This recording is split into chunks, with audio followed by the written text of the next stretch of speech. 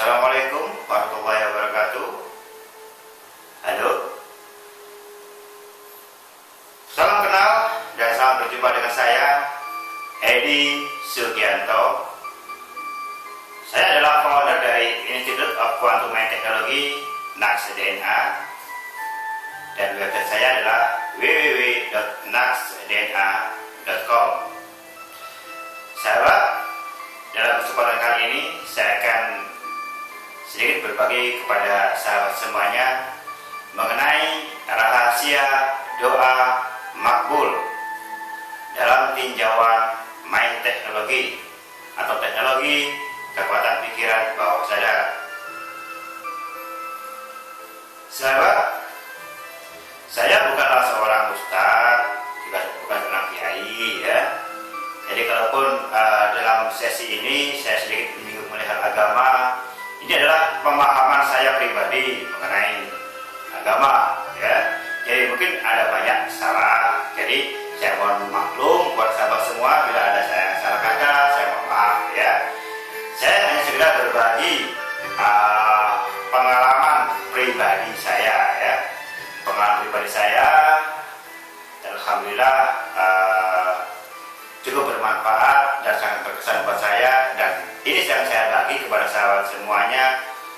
Mungkin ada dari sahabat yang memerlukan tip-tip yang saya berikan dalam sesi kali ini ya. Oke, saya akan berbicara mengenai rahasia doa makbul ya.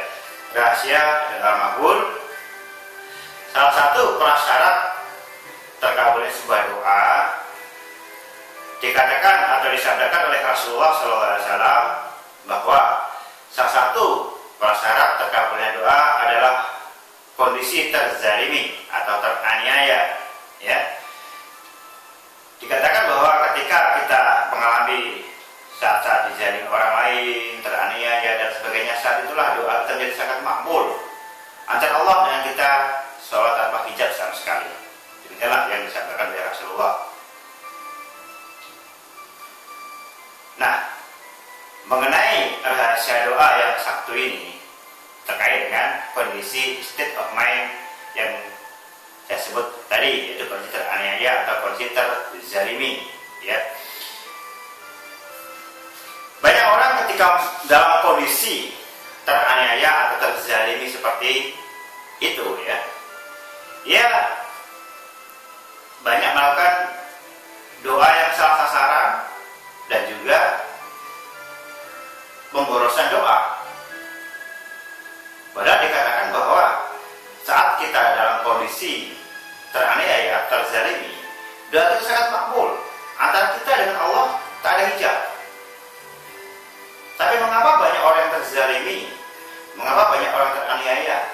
Seumur hidup tetap saja terzalimi dan teraniaya. Seumur hidup tetap saja menderita, miskin, dan lain sebagainya. Mengapa mereka tidak bisa terjadi peningkatan?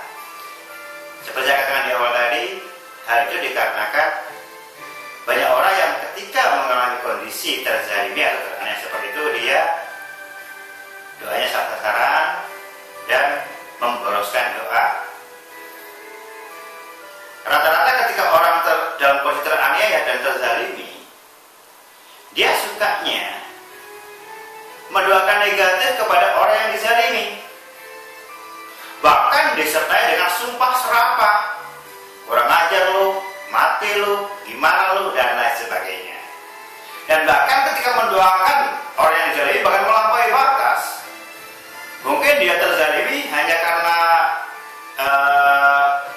orang itu punya hutang sama dia Rp1.000 saja dan tidak membayar hutang. Doanya macam-macam, mulai yang ketemu mobil, ketemu motor, sampai macam-macam ya. Melampaui batas, bahkan kalau dalam mendoakan orang lain, mendoakan jadi orang lain kan melampaui batas.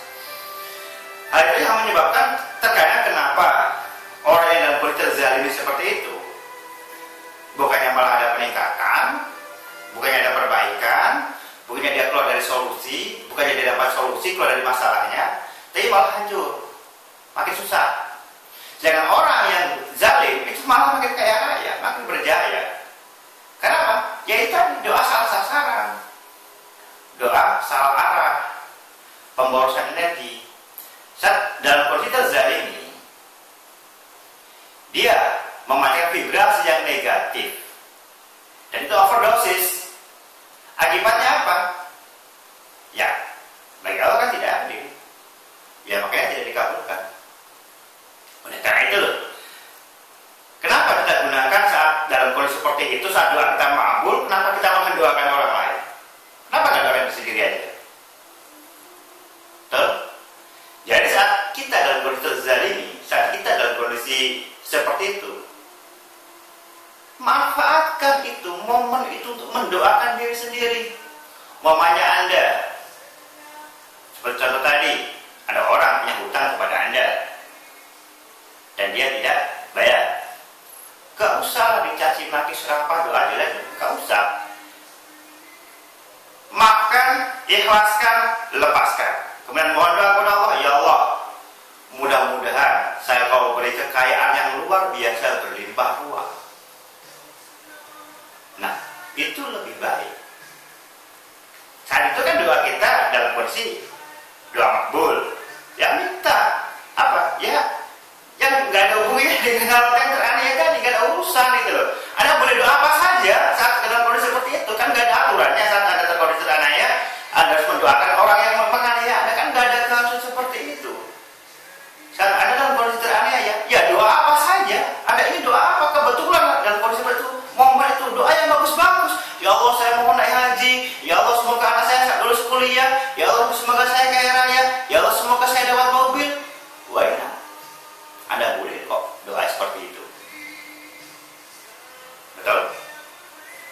Nah, masalahnya orang ketika dalam kondisi teraniaya dan kondisi dizalimi, dia fokus pikirnya kepada orang yang menzalimi dia dan doa-doa jelek kepada dia.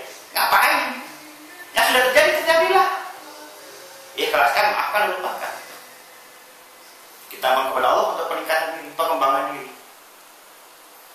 Anda digaji kecil oleh majikan Anda, nuntut tidak diberi. Hak Anda dicurangi oleh majikan. Ngapain Anda mendoakan jelek majikan, menyumpah serapah? Mohon saja kepada Allah, ya Allah, majikan saya telah zalim, ya Allah. Dia tidak amanah sebagai seorang bos, sebagai seorang juragan, ya Allah. Jadikan aku seorang bos, jadikan aku seorang juragan, dan jadikan aku seorang juragan yang amanah, yang baik, yang bisa memberikan gaji kepada karyawanku nanti. Dan Anda yang jadi bos, Anda doa, mohon kepada Allah, mudah-mudahan kalau kata nanti Anda jadi bos, Anda jadi bosan baik, yang memberi kesejahteraan kepada karyawan. Itu baru doa yang bagus. Betul? Nah, ini sebenarnya adalah pengalaman pribadi saya ya, bagaimana saya bisa mencapai alhamdulillah ya beberapa pencapaian yang ya kalau dibandingkan dengan masa lalu saya ya, cukup ya signifikan, lumayan ya. Kenapa? Saya juga mengalami yang namanya gaji tidak adil, yang namanya bos tidak adil, yang namanya hutang tidak dibayar, yang namanya tangan direbut orang, dan segala macam kezaliman. Dan alhamdulillah atas bimbingan Allah, ketika saya mulai kerja seperti itu, saya ikhlas dilepaskan, saya maafkan semuanya. Justru saya jadikan masalah-masalah itu menjadi penguat bagi saya dan mohon kepada Allah. Saya fokus pada tujuan hidup saya. Saya ingin hidup sejahtera. Saya ingin membahagiakan anak istri. Saya ingin mereka menjadi lebih baik. Saya fokus saja ke situ. Saya doa kepada Allah, ya Allah berikan kebaikan, ya Allah berikan kebaikan dunia dan akhirat, ya Allah sejahterakan kami, ya Allah berikan kekayaan yang melimpah, ya Allah jadikan kami manusia yang bermanfaat, yang berguna di dunia dan di akhirat. Itu doa-doa saya. Alhamdulillah percepatan itu ada. Nah, inilah rahasia doa makbul ya. Sederhana bukan ya? Tapi terkadang hal yang sederhana inilah terkadang luput dari perhatian orang. Ingat sebagaimana saya sering tulis dalam status Facebook saya, hidup adalah mengenai permainan batin, dan sukses adalah juga mengenai permainan batin. Bagaimana kita memanage emosi dan juga pikiran kita. Selalu mengkondisikan dan kondisi positive thinking and positive feeling. Bagaimana kita menjaga vibrasi atau medan energi kita agar senantiasa positif. bersih dan positif. Nah, itulah rahasia sukses. Oke, saya kira cukup sekian dulu sekedar sharing saya kali ini. Mudah-mudahan bermanfaat untuk sahabat semua, dan bila saya ada salah kata dan salah dalam menyampaikan sesuatunya, saya mohon maaf yang sebesar-besarnya. Akhir kalam, wassalamualaikum warahmatullahi wabarakatuh. Sampai jumpa dalam kesempatan selanjutnya.